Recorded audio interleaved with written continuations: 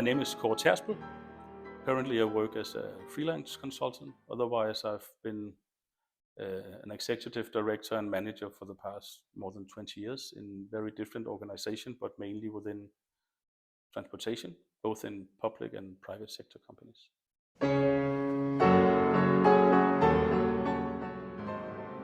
And we're having a dialogue. Yeah. And the curiosity I think I'm sitting with in my mind is, when doing leadership, what are the biggest challenges doing leadership, seen from your perspective? I think, I don't know if it's the biggest challenge, but I think the most important thing is to create a safe space. And to do that can take time, because not all people are the same. Some people doesn't actually feel challenged by having a discussion about feeling safe. Yeah. So they withdraw. So getting this situation where you have a safe space, I think that's very important. I've worked with different cultures, people from different cultures, and they have very different views of that. Mm-hmm. So safe space, I had people from the Middle East. They see it as a weakness in a leader who wants to do that, because they come from a very stringent culture. Uh-huh. So creating the safe space that has the room where you can discuss what needs to happen, to me is most important, but it's also difficult, and it's not something that just happens overnight. But it usually happens. But it takes time. When you stick to it and you prioritize it, how do you actually go about? What is it? What do you need to focus on to create this safe space? I think you need also to, as a leader, to make yourself a little vulnerable, to show that you also have. Of course, you shouldn't open up for everything, and they shouldn't.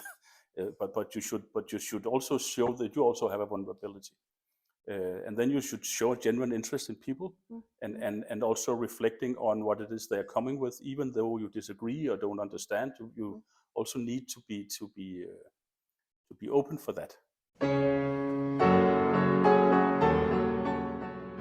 How do you support your own development? I think a lot of I actually had a lot of dialogue with friends and colleagues and stuff like that. I just finalized an MBA. It's been a great journey to learn more and to get things into context. What made it a great journey? Two things, actually. I've been a leader for more than 20 years. And at some point, people stop questioning you about your leadership, because he's just one of the old ones. You don't discuss whether they do it right or wrong.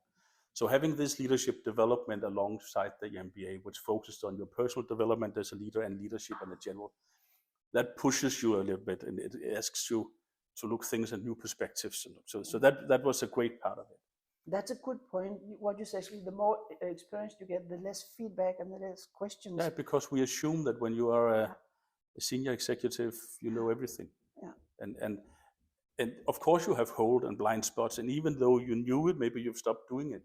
So it's also, some of it may be just, yeah, I know, and yeah, I haven't been doing it for a while, and something are sort of, that explains something to me. And the other part is, I didn't train as a professional. I've got a master part in theology. So I actually haven't been trained in that many business tools. So I've learned as a sort of jack of all trades. So the other part for me was actually to get some theory to put on all my experience and practices. And that's been fun. Some of it I find out, well, actually you did exactly the right thing the first time.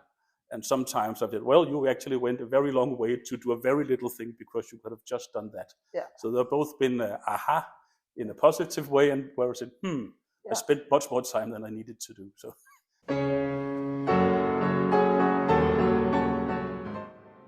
What are you curious about these days regarding leadership?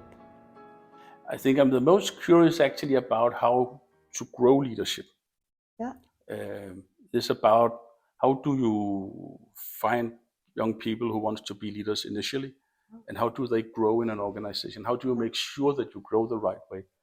Okay. I was made a leader as sort of the best among equals. So you start off managing your peers, and probably not the best leader in the world. And actually for quite some time didn't have any leadership training. So you had to invent yourself. Yeah, so you sort of invent stuff. And as with the MBA, something is good and something is terrible. That's what happened when it's a trial and error process. And also, of course, you learn from that, but you also sort of waste a lot of people in that training, right? So I think this is about how do we get young people trained, and how do we make sure as you move through your career in the organization that you have the right leadership skill set and mindset and the understanding of that. And maybe also that when you promote people, there's a professional skill set and there's a leadership skill set that requires for the next level. And I think the focus typically is on the professional skill set and maybe less on the leadership skill set. And I think that balance needs to happen, because otherwise it is you get these very strong professional executives who may actually be a little weak on the leadership side, because don't prioritize it because the organization have actually all the time signaled to you that as long as you do well on the professional side, then the rest will come. So I think balancing that and finding out how do we do that, and it requires a lot of effort for an organization to set that up and to identify it. How do you do it in a smaller organization? I mean, if you're a big organization, you will have a huge HR department and a huge educational budget and all this sort of stuff. But if you're a small or mid-sized company, how do you ensure that you identify and grow the ones who should be the next generation of leaders? I think it's an extremely important point. Making sure that you prioritize that part of business life. Leading it. And it's also, of course, the balance, because do you think it's interesting? It's typically the career approach is leadership, is the management direction in an organization. But do you think people are interesting? Do you think it's interesting to manage people? Because it will take up a lot of your time. Actually, that's the job, right? It's set direction. It's making sure that your team has the capabilities and that they function. And that's all about the people. So if people are not interesting, then it's actually very hard work to be a manager or a leader. How do you motivate change if you don't have such a burning platform? If things are good, but on the horizon there is a threat, but it's only on the horizon, maybe people are not really aware of it, at least those who have to execute the transformation. Well, it can be difficult, and it can be difficult especially in operations, because operations it's the same all the time, and actually it's good if it works tomorrow. So it takes a lot of time, it takes a lot of communication, and you may not win, and there you need to insist, because there's a reason why this is leadership and this is the day-to-day work. So there's also, this is what we want to do. And I think being patient and thorough about how you implement is not the same as everybody needs to love it. And I think there's a very important distinction here. Can you tell me then, how do you work? There is that strong momentum, you have certain objectives, and now there is also a possibility of failure. Big or small. And I was wondering whether you could have, how you think about it, whether you had examples of how you've dealt with it. And especially in the context of what you were saying about being in a safe environment, psychologically. I think when you do, especially if you do big and complex thing, I think you also need to be honest with the team and say there's a risk of failure. We're not setting out to fail, but we do what we can. And we believe that we make the best possible decision on the best foundation of data that we can get. We still might fail. And I think it's important to have that talk about it.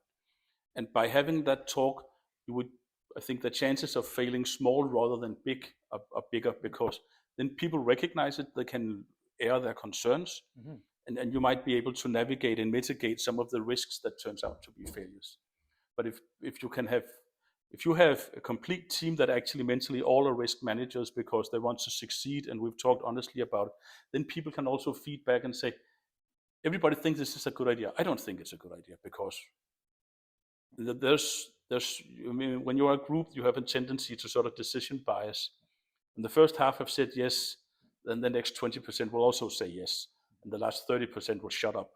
And you need the last 30% to speak. You need them to say, I still don't get it. How is this smart? Or I'm still concerned. Or And I think that's an important way to manage this. So open communication helps mitigate some of the yeah, risk. and actually also the naysayers, the ones who are against it, you need to listen to them, because they're not per default dumb or obstinate or something else. They might actually have a valid concern that you should manage. What strikes me in your management style is the emphasis on communication. Yes. And to what extent, you go to ensure people are aligned, or have a common understanding, or have an open conversation about the issues and the risks and what does it mean for you to be in flow? How do you experience that as a leader, with all the challenges that come and keep coming in the daily life, etc.? What does it mean for you? When do you feel in flow? I think when you are in a when you can balance that you are doing the stuff that you need to do, there will be issues and some and topics you need to deal with, and you are able to along the way handle them so they don't stack up. And I think that balance is important, and then the people balance, that you have room enough to manage and lead your team. And you need that balance between those three things. You need to do the long goals, but you cannot do the long goals only, because there is, regardless of what organization, there will be some sort of operations that you need to manage, and you need to respect it, even though I love the long goals. So I need to be aware that I also need to manage the daily operational stuff. And I have a team of people to do that. So ensuring that they are along on this is sort of the balance that you need to have to be in flow. And it's a very dynamic game that you win sometimes, and sometimes you lose a little bit, and then you need to catch up. Yeah.